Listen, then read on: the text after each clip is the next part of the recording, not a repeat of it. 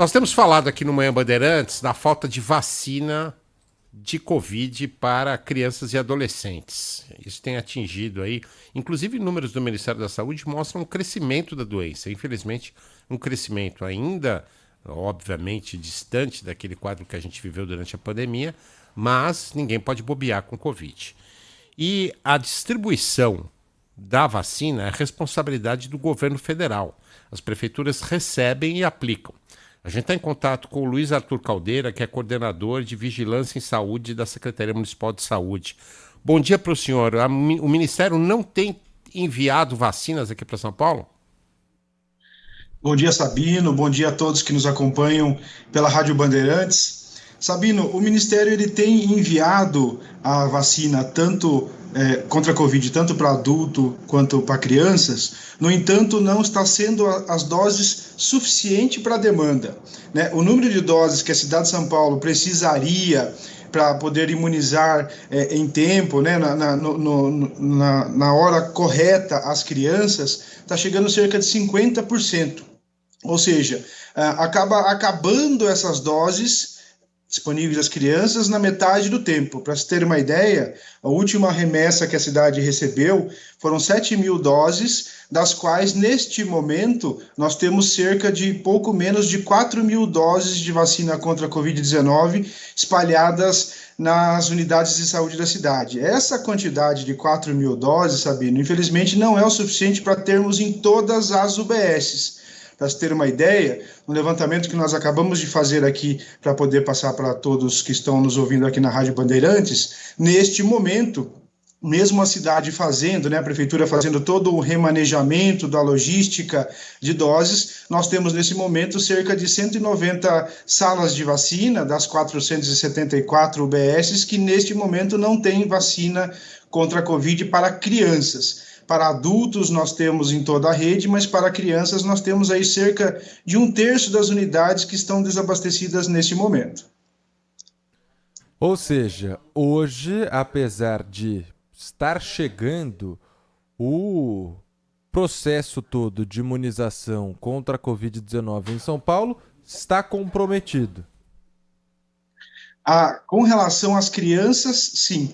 As doses que vêm nas seringas preenchidas, a dose para os adultos da vacina contra a Covid do Laboratório Moderna, tem sido suficiente. Toda semana tem chegado, tem sido suficiente para vacinar os adultos. Para as crianças, até 12 anos, até 5 anos de idade, essas doses está sendo insuficiente. Está comprometida parcialmente a vacinação contra a Covid-19 para crianças de 6 meses a 5 anos na cidade, devido ao envio insuficiente para a demanda, né?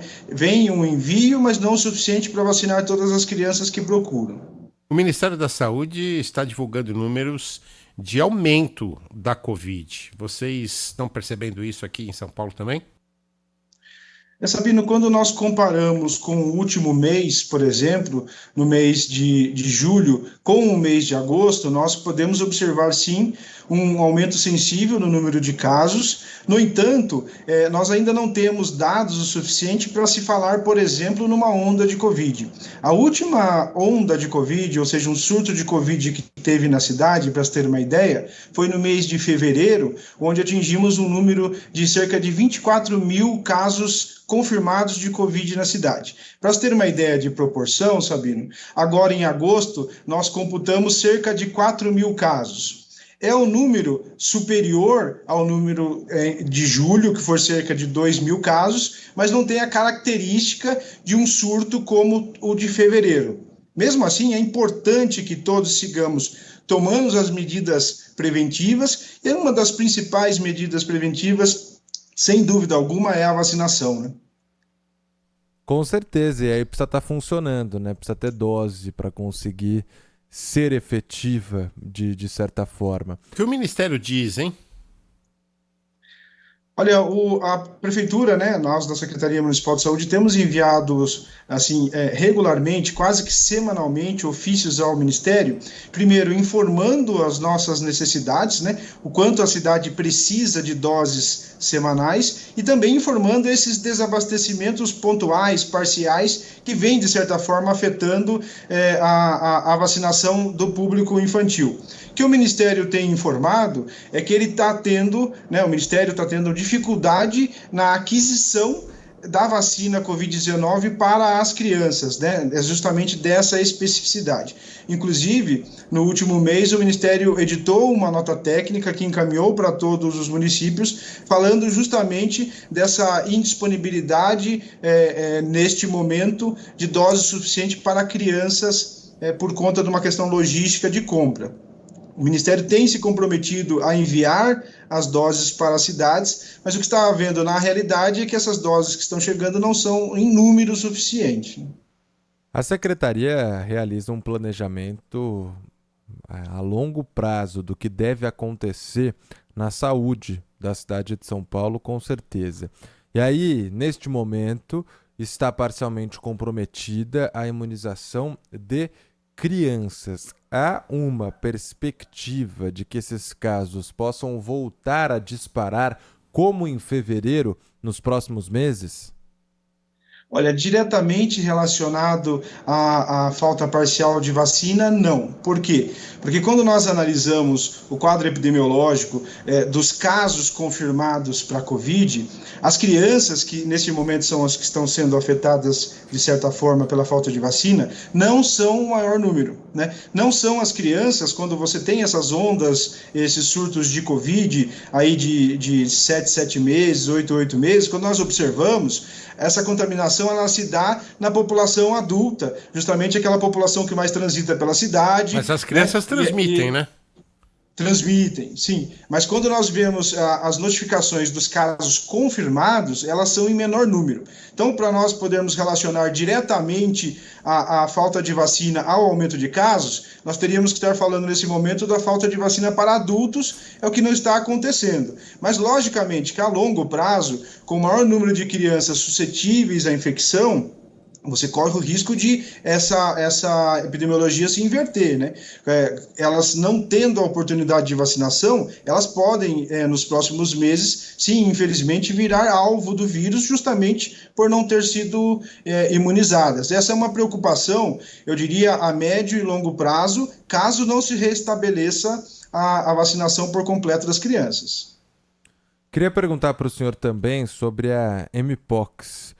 São Paulo tinha até então 35 novos casos registrados em uma semana. Os números aumentando bastante. Quais são os números atualizados da doença na capital paulista? Os últimos números da Mpox na capital são cerca de 298 casos aqui em 2024. Quando nós comparamos com o último surto de Mpox que ocorreu no mundo e também na cidade, que foi no ano de 2022, aquela época foram cerca de 3 mil casos, né? Então nós não observamos ainda essa proporção de emergência em saúde pública e em surto, como nós acompanhamos no ano de 2022. No entanto, o que nós percebemos? A partir do momento em que se fala mais sobre a doença, a própria Secretaria Municipal de Saúde alertou e treinou toda a rede municipal e privada de saúde para que os profissionais ficassem mais alertas, mais sensíveis a suspeitar, identificar e diagnosticar. A tendência é desses números realmente aumentarem. Então, aquelas pessoas que apresentavam uma ou duas feridas, que iam no estabelecimento de saúde, tanto público e privado, com essa sensibilização acabaram coletando os exames, é uma tendência de aumento. No entanto, nós não vemos o desenho de aumento, por exemplo,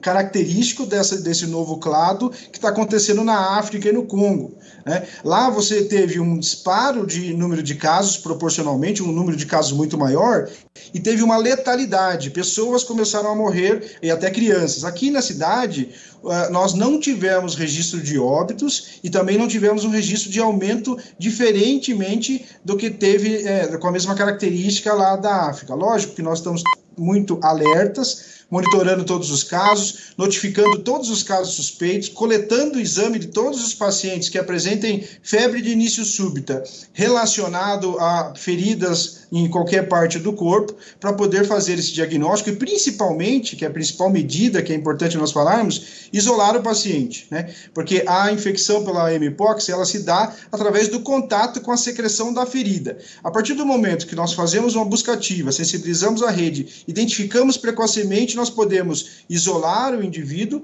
além de dar o cuidado, nós interrompemos o ciclo de transmissão. Neste momento, esse aumento, nós consideramos perene, não tem a mesma característica do aumento ocorrido lá na África. Nós também não temos a identificação aqui no país ainda, e portanto na cidade de São Paulo também não, desse novo subtipo da mpox que está causando danos lá na África. Luiz Arthur Caldeira, coordenador da Coordenadoria de Vigilância em Saúde da Secretaria Municipal de São Paulo. Muito obrigado pela participação do senhor aqui na Rádio Bandeirantes. Bom trabalho, um abraço. Obrigado. Obrigado, um abraço a todos. Obrigado. 11h46. Rede Bandeirantes de Rádio.